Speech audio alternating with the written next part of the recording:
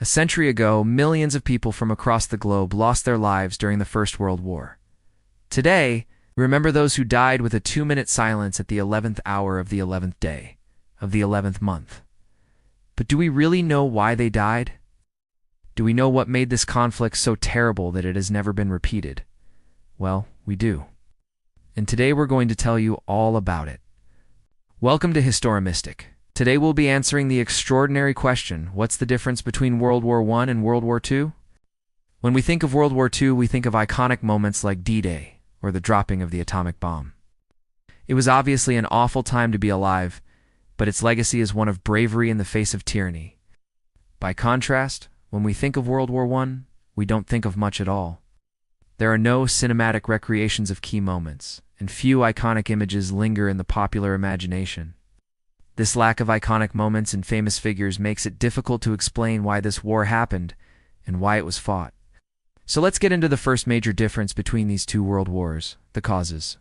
In World War II, the cause of the war was fairly clear. Germany and her allies had committed numerous atrocities in world.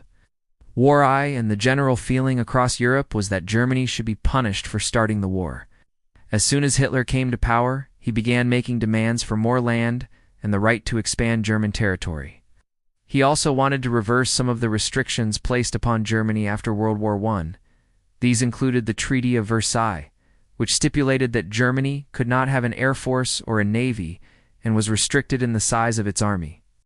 The rest of Europe saw Hitler's demands as unreasonable and were willing to go to war to stop him. Hitler knew that if he didn't take action soon, he would lose valuable time and that his window to achieve his goals was closing fast. France and Britain had recently seen significant internal conflict, which severely weakened them as potential opponents. Additionally, the Soviet Union was still recovering from the Russian Civil War and was therefore out of the question as an opponent. For these reasons, Hitler invaded Poland and started World War II. In World War I, however, there was no such simple cause. This conflict was caused by a complex web of alliances and rivalries which had been building for decades. To understand these causes, we must look at Europe in the decades before the war. Europe at this time can be broken down into two major opposing camps. On the one side, there was the Triple Entente, which consisted of France, Russia, and Great Britain. Then on the other side was the Triple Alliance consisting of Germany, Austria-Hungary, and Italy. The Triple Entente was bound together by geography. France and Russia bordered each other, and Britain was an island nation off of Europe's mainland. But it was still part of the European continent. The Triple Alliance, on the other hand, was bound together by a series of treaties. However, these treaties were largely defensive in nature, meaning that the member nations only had to come to each other's aid if they were attacked. Still, over time, this alliance became increasingly strained. The French and the Germans, for example, hated each other. This was partly because of their close geographic proximity, but it was also due to a long history of conflict between France and Germany. Over time, the rivalry between these two nations grew until it became a full-blown antagonism. The situation was made worse by the fact that both nations were modernizing their armies at a rapid pace. They began competing against each other to see who could build the largest and most powerful military machine. This competition eventually spilled over into diplomacy. Neither side was willing to trust the other, and so the diplomatic deadlock continued until an incident in Bosnia changed everything.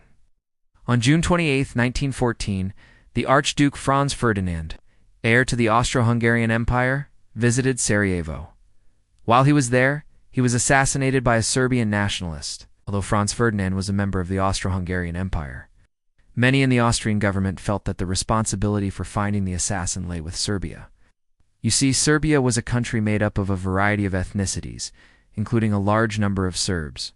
For this reason, the Austrians believed that the Serbian government was responsible for the actions of the assassin. When the Austrians presented their ultimatum to Serbia, demanding that they investigate the assassination, the Serbians refused, believing that the demands were unreasonable. This meant that the Austrians now had the justification they needed to declare war on Serbia, which they did on July. Within a week, the whole of Europe was at war.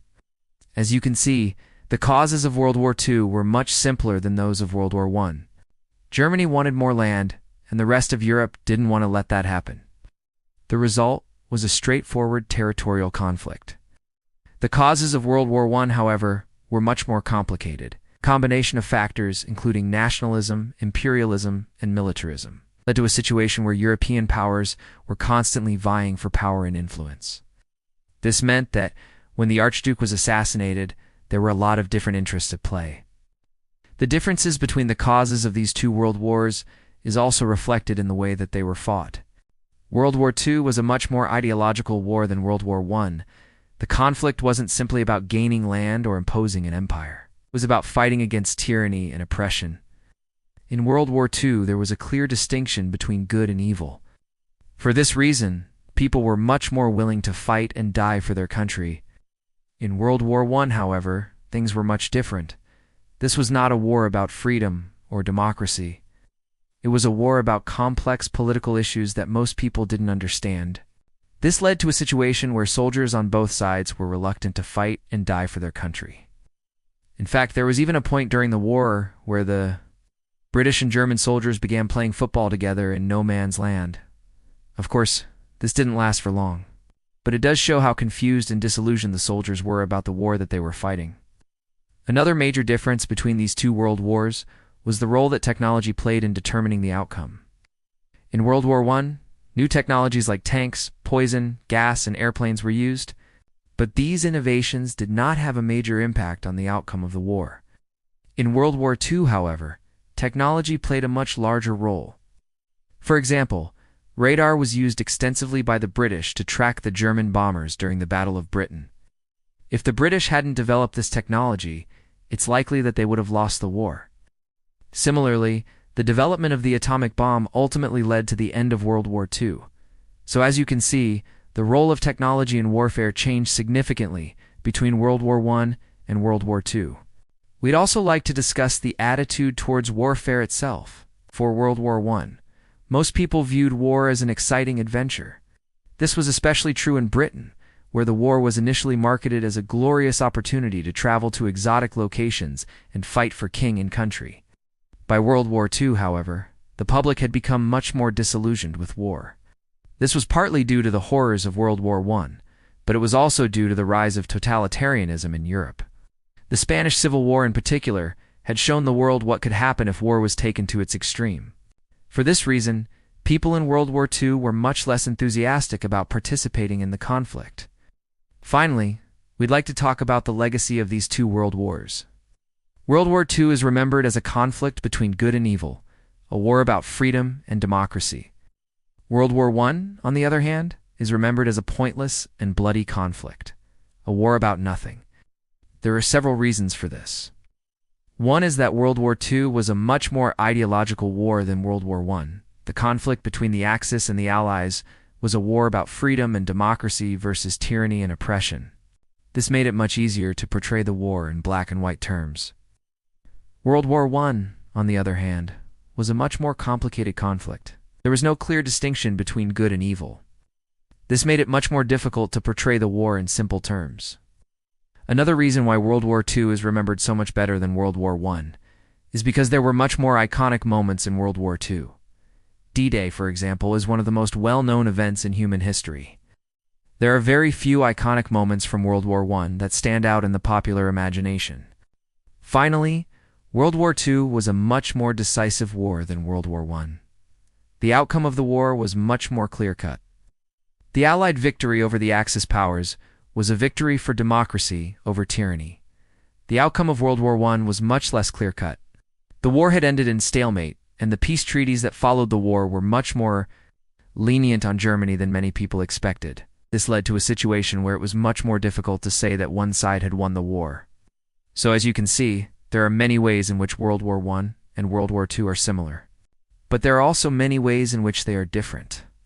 Hopefully we've done justice to both conflicts in this video, and that we've shown you why they are so important. So, while both world wars changed the course of history, the differences between them reveal just how rapidly our world can evolve and unravel. If you found this comparison insightful, go ahead and hit that like button. Got thoughts, questions, or your own take on the wars? Drop them in the comments. I read every one. And if you're fascinated by history's turning points, timelines, and untold stories. Thank you for watching. Subscribe to HistoroMystic and turn on the bell. New videos every week.